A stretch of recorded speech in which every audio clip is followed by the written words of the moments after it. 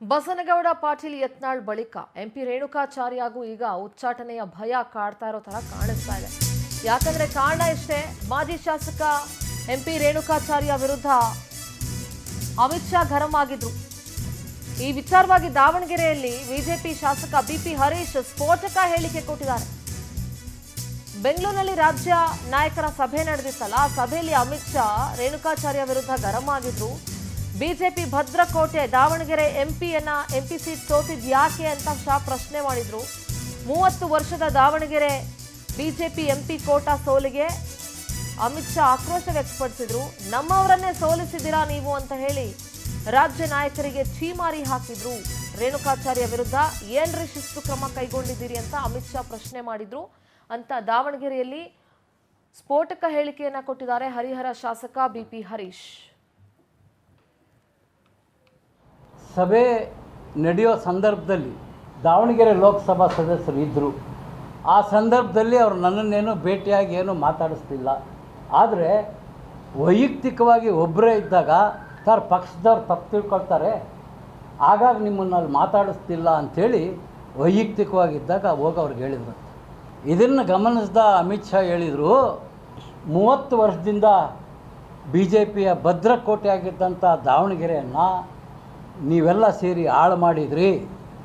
ಅಧಿಕಾರದ ಆಸೆಗೋಸ್ಕರವಾಗಿ ಸಾರ್ವಜನಿಕರ ಮುಂದೆ ಎದೆ ಉಬ್ಬಿಸಿ ಒಬ್ಬರೇ ಇದ್ದಾಗ ಪಕ್ಷಕ್ಕೆ ಮುಜುಗರ ಆಗತ್ತೆ ಅಂತ ಮಾತಾಡ್ಸಲ್ಲ ಅಂತ ಹೇಳಬೇಕಾದ್ರೆ ಅಂಥವ್ರಿಗೆ ನೀವು ಅವಕಾಶ ಕೊಟ್ರಲ್ಲ, ಪಕ್ಷವನ್ನು ಕಡ್ದವ್ರನ್ನ ಸೋಲಿಸಿದ್ರಲ್ಲ ಅಂಥೇಳಿ ಛೀಮಾರಿ ಹಾಕಿರ್ತಕ್ಕಂಥದ್ದು ನಮ್ಮ ನಾಯಕರಿಗೆ. ಅಮಿತ್ ಶಾರವರು ಸಭೆ ನಡೆಯೋ ಸಂದರ್ಭದಲ್ಲಿ ದಾವಣಗೆರೆ ಲೋಕಸಭಾ ಸದಸ್ಯರು ಇದ್ದರು. ಆ ಸಂದರ್ಭದಲ್ಲಿ ಅವರು ನನ್ನನ್ನೇನು ಪ್ರತಿನಿಧಿ ಮಧು ನಾಗರಾಜ್ ದೂರವಾಣಿ ಸಂಪರ್ಕದಲ್ಲಿ ಜಾಯ್ನ್ ಆಗಿದ್ದಾರೆ. ಮಧು ನಾಗರಾಜ್, ಈಗ ಎಂಪಿ ರೇಣುಕಾಚಾರ್ಯ ವಿರುದ್ಧ ಬಿಪಿ ಹರೀಶ್ ಕೊಟ್ಟಂತ ಸ್ಟೇಟ್ಮೆಂಟು ಬಿಜೆಪಿಯಲ್ಲೇ ಒಂದಷ್ಟು ಸಂಚಲನ ಸೃಷ್ಟಿಸಬಹುದು. ಅಮಿತ್ ಶಾ ಗರಂ ಆಗಿದ್ರು ರೇಣುಕಾಚಾರ್ಯ ವಿರುದ್ಧ ಅಂತ. ಸದ್ಯ ಅಲ್ಲಿ ನಡೀತಾ ಇರುವಂತಹ ಡೆವಲಪ್ಮೆಂಟ್ ಏನಿದೆ ಮಧು? ಸಿಂಧ್ರ, ಪ್ರಮುಖವಾಗಿ ದಾವಣಗೆರೆ ಬಿಜೆಪಿ ಭದ್ರಕೋಟೆ ಅಂದ್ರೆ ಕಳೆದ ಸುಮಾರು 28ರಿಂದ 30 ವರ್ಷಗಳ ಕಾಲ ದಾವಣಗೆರೆ ಎಂಪಿ ಕ್ಷೇತ್ರ ಬಿಜೆಪಿ ಗೆದ್ದಿರ್ತಕ್ಕಂಥದ್ದು. ಆದ್ರೆ ಕಳೆದ ಲೋಕಸಭಾ ಕ್ಷೇತ್ರದಲ್ಲಿ ಬಿಜೆಪಿ ಸೋಲನ್ನ ಅನುಭವಿಸಿತ್ತು.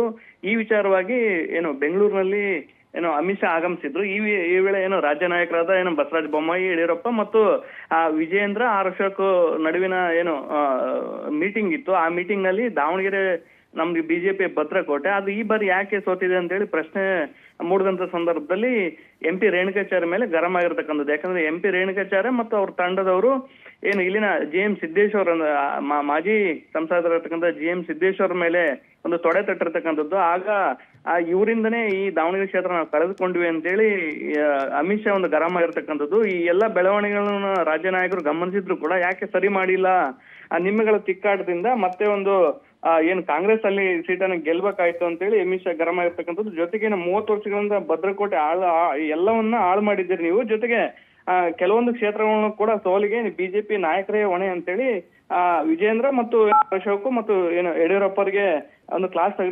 ತೆಗೆದುಕೊಂಡಿದ್ರು ಅಂತೇಳಿ ಅಲ್ಲಿನ ನಾಯಕರು ಹೇಳ್ತಕ್ಕಂಥದ್ದು. ಈ ಒಂದು ವಿಚಾರವನ್ನ ಸ್ವತಃ ಬಿಜೆಪಿಯ ಹರಿಹರ ಶಾಸಕರಾಗಿರ್ತಕ್ಕಂಥ ಬಿಪಿ ಹರೀಶ್ ಒಂದು ಹೇಳಿರ್ತಕ್ಕಂಥದ್ದು.